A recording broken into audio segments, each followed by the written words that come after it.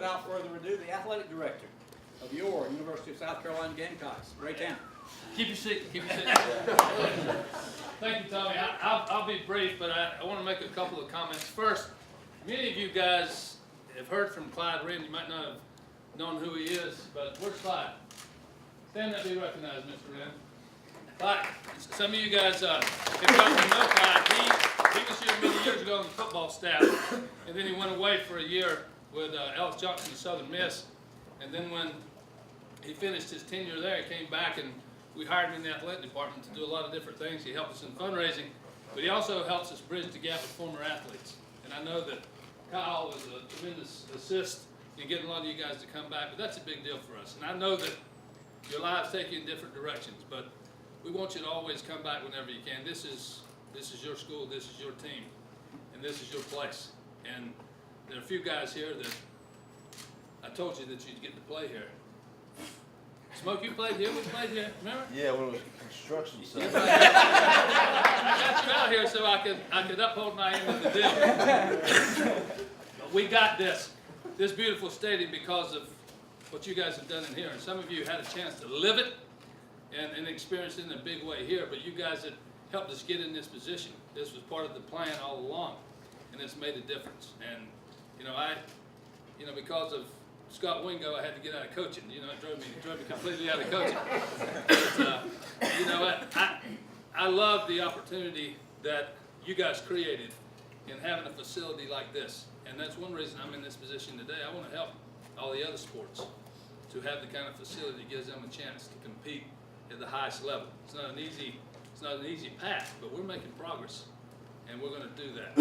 I appreciate you guys. I miss you, and coming and seeing all you guys today kind of gives me the competitive juices that we could just go down and strap it on and take on Holbrook's guys today. See what they got. We can squat it up and see what we can do out there. I appreciate you guys. It was an honor and a pleasure to coach you over the years and follow your careers now, and it's why we do what we do. But we do appreciate you in a big way. You were great players, but you were ambassadors. You are ambassadors. And you have great character, and we're very, very grateful that you're here today. Come whenever you can. And I got a suite right up there on the third base side that I keep an eye on Coach Holbrook. And anytime you guys are not playing or in town, you're welcome to join me, and we'll scrutinize and do some armchair quarterbacking up there. It's all great. I will tell you this is a true story. I guess it was last year. Yeah, it was last year. We're playing Furman, and I'm sitting up there fat-catting it, in the press box. And Winecoop just finished his 5th inning, freshman. 2-0, us finished the 5th. So I turned to Kevin O'Connell and I said, think Holbrook's going to take him out? He said, I don't know. And he said, would you take him out? I said, yeah, I'd probably take him out. Freshman, he's about 90 pitches. I'd get him out there, give it to the older guys, and let him finish. He's had a good outing. And he said, why don't you call Coach Holbrook and tell him? And I said, well, you're the baseball liaison. Why don't you call him?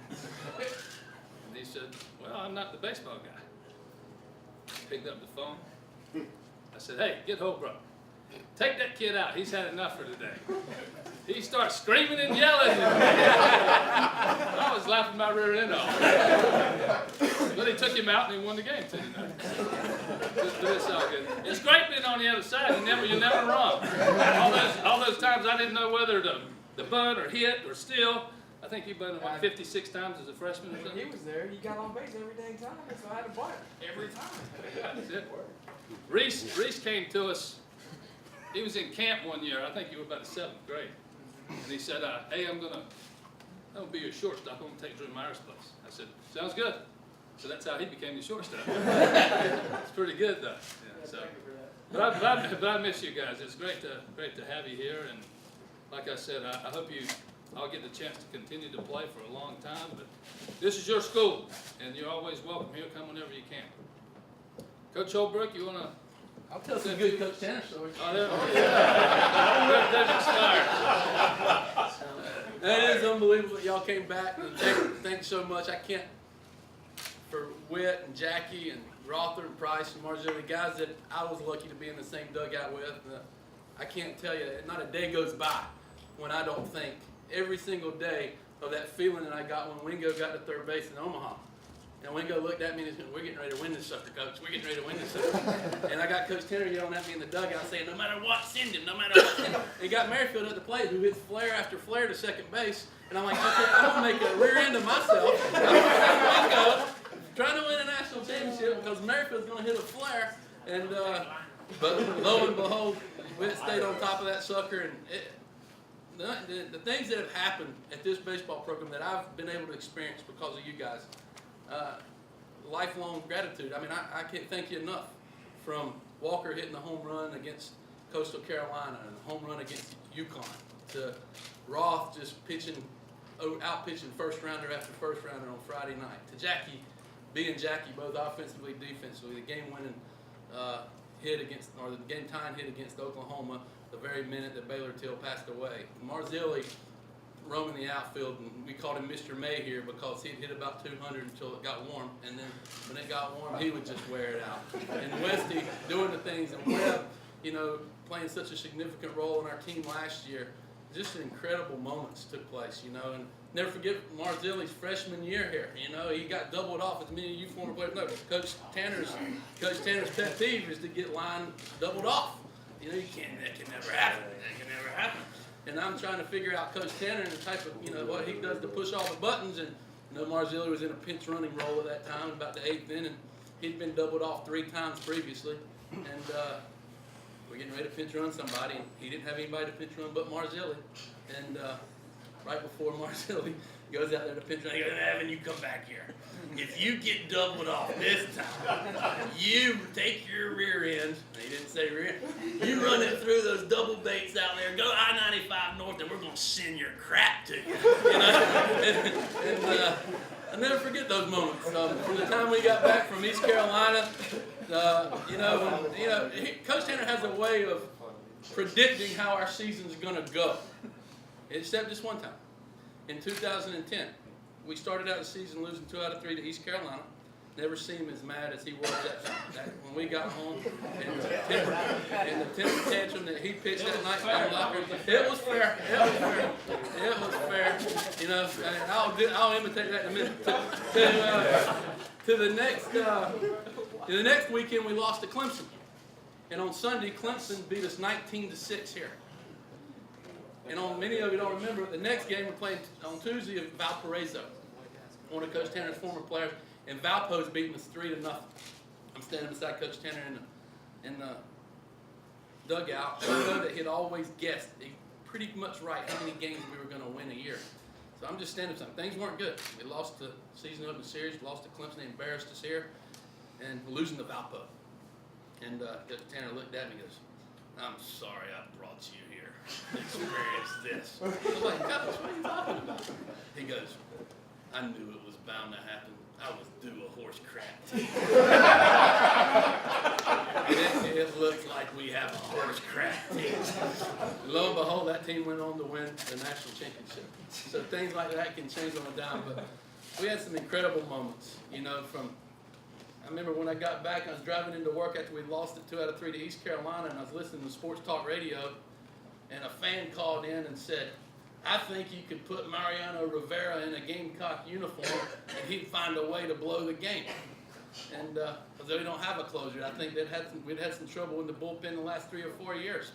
And lo and behold, Matt Price developed into a closer, and many of the media guys don't know how that kind of took place. Coach Tanner was all ruthless to Matt Price. "You're never going to pitch here." Told Roth that too, right, Rother? "You're never going to pitch here. You're never going to pitch here. You don't compete." Yeah. Call coaching, right? You're never going. You're just not going to happen. In fact, you're not even going to make the travel roster. And lo and behold, we're getting ready to go to Furman and play at Floor Field, and Matt's not even on the travel roster. Talked his way onto the bus that day before BP.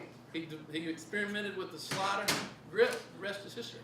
Not many people know that. He didn't have a really good slider until that trip that he wasn't even supposed to be on. And if he doesn't play catch at Furman, who knows if we got 2 national championship banners or not. There's so many incredible stories like that that took place with these guys, but they refused to lose. They were always a team first guys, hard nosed, tough. You know, we're lucky to have them. We give examples daily to our current team about the fortitude they displayed, the will to win that they displayed, the selflessness they displayed. The Sunday game at Mississippi State when Evan had a heart attack and Jackie had broke his wrist and we're playing Neff in the outfield and we still, you know, beat them like a drum. Think about those days daily, and it's because they just wanted to win and represent the University of South Carolina, and incredible, incredible stories. But as you know, this is your program. You're always welcome back. You know, Coach Tanner invited me down here in like 2005 or 6 to a football game, and I walked by a tailgate and I saw Landon Powell and I saw Garris and I saw Steve Pierce, and I said, it's really, really neat that all the former players come back to spend time with Coach and to be around people in this baseball program. And it's really, really an honor to be a part of it. I hope you'll continue to come here anytime you want. Football, baseball, whenever you want to be around. Practice in our dugout, you always have a place, and we'll hope you'll take us up on it. And we'll certainly follow your careers as close as we can, and hopefully we'll make you proud this year and for years to come. Thanks so much.